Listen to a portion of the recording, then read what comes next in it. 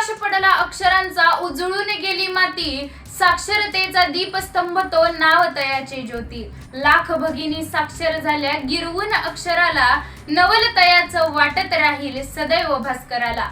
नमस्कार. Spectrum academy द्वारे महात्मा ज्योतिबा फुले यांच्या जन्म द्विशताब्दी वर्षानिमित्त आयोजित केलेल्या राज्यस्तरीय ऑनलाईन वक्तृत्व स्पर्धेत मी कुमारी प्रियदर्शनी शहाजी इंगळे इयत्ता 10वी नवमहाराष्ट्र विद्यालय खराबवाडी तालुका खेड जिल्हा पुणे येथून माझा विषय मांडते. आजच्या समाजात महात्मा फुलेंचे विचार किती प्रासंगिक. सत्य सर्वांचे आधी घर, सर्व धर्माचे माहेर, जगा माझी सुख सारे, आहेत सत्याची ती पोरे. सत्य सुखाला आधार, बाकी सर्व अंधकार, आहे सत्याचाच जोर, काढी भंडाचा तो नीर. या ओळींतील सत्याशी संबंधित व्यापक विचार मांडण्याचं महत्त्वाचं कार्य महात्मा ज्योतिबा फुले यांनी केलं. हीच ओळ आपणासमोर मांडण्याचं कारण म्हणजे समाजामध्ये नजरेस पडत असलेला भ्रष्टाचार. सत्ययुग, द्वापार युग, त्रेता युगाच्या गोष्टी आपल्या कानावर पडतात, परंतु सत्य तीळ मात्रच उरले. आजच्या पिढीमध्ये थोर व्यक्तींचे चरित्र वाचण्याची आवड तर सोडाच, परंतु त्यांची चरित्र अशा प्रकारे जतन करून ठेवलीत जसे त्यांचे विचार कागदांमध्ये दफन करून ठेवलेत. अशा मनाला अस्वस्थ करणाऱ्या परिस्थितींमध्ये बदल घडवायचा असेल तर महात्मा फुले यांचे विचार कशा प्रकारे उपयोगी ठरू शकतात हे मी आपणासमोर मांडणार आहे.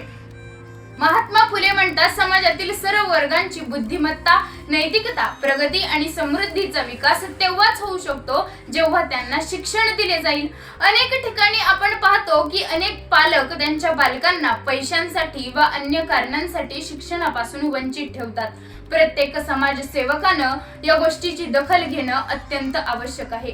अशा परिस्थितीमध्ये बदल करायचा असेल तर महात्मा फुले यांचे विचार नक्कीच प्रेरणादायी ठरू शकतात.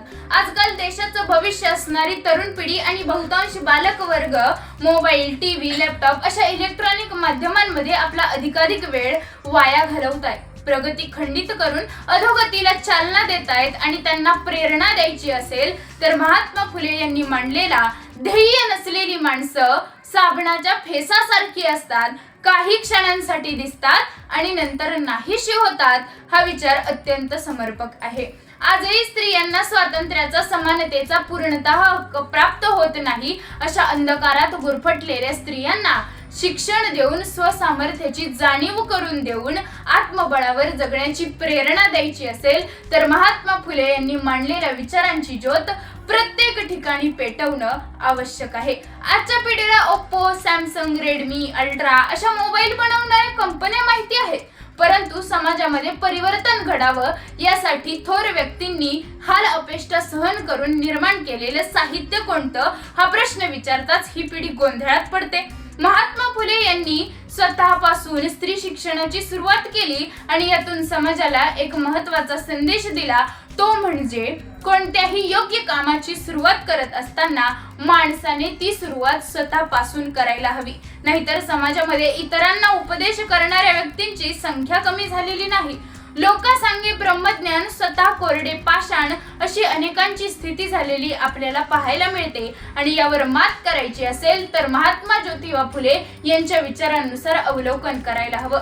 तुमच्या, आमच्या सर्वांच्या नजरेस पडतं समाजामध्ये धर्म, जाती अशा विविध गोष्टींवरून किती मोठा कल्लोळ उडतोय. याला विरोध करून माणसाला बंधनात ठेवणाऱ्या धर्म, पंथ, जातीच्या सीमा पार करून माणुसकीचा धर्म स्वीकारण्याचा उपदेश करताना महात्मा फुले म्हणतात, नवीन विचार तर दररोज येत असतात, परंतु त्यांना सत्यात उतरवणं हाच मानवी जीवनासाठी मोठा संघर्ष आहे. आजही स्त्रियांवर होणारे अन्याय, अत्याचार, विधवांची होणारी उपेक्षा कमी झालेली असली तरी पूर्णतः थांबलेली नाही. यावर टीका करण्याचं आणि प्रतिबंध पाळण्याचं काम या थोर महात्म्यांनी कित्येक वर्षांपूर्वीच सुरू केले.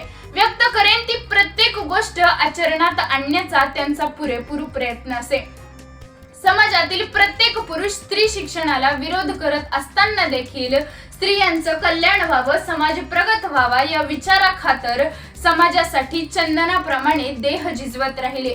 असंच समाजामध्ये समाजकार्यासाठी झटणारे आणि त्याचबरोबर त्यांना विरोध करणारे अनेक जण अस्तित्वात आहेत आणि त्यांच्यासाठी महात्मा फुलेंचं कार्य म्हणजे प्रेरणेची ज्योत म्हणावी लागेल। आज जगाच्या अन्न पाण्याचा विचार करणाऱ्या शेतकऱ्याला त्याच्या पिकांप्रमाणेच मातीमोल भाव मिळतोय आणि यावर महात्मा फुलेंनी म्हटलंय, शेतकरी हा समाजाचा कणा आहे आणि जोवर त्याचा सन्मान होत नाही तोपर्यंत देश उभा राहू शकत नाही। समाजामध्ये परिवर्तन घडावं यासाठी अत्यंत मौल्यवान विचार महात्मा फुलेंनी व्यक्त केलेले आहेत। प्रत्येक व्यक्तीने बिकट परिस्थितीमध्ये कोणत्या प्रकारे वागलं पाहिजे हे त्यांच्या विचारांमधून यथायोग्य मार्गदर्शन होतं। समाजातील प्रत्येक व्यक्तीने त्यांच्या विचारांप्रमाणे वर्तन केल्यास फक्त सुशिक्षितच नाही तर सुसंस्कृत समाज देखील निर्माण व्हायला वेळ लागणार नाही। अनेक जण स्वतःवर अन्याय होत असेल तर त्वरित कारवाई करतात आणि इतरांवर अन्याय होत असेल तर मख्खपणे बघत बसतात।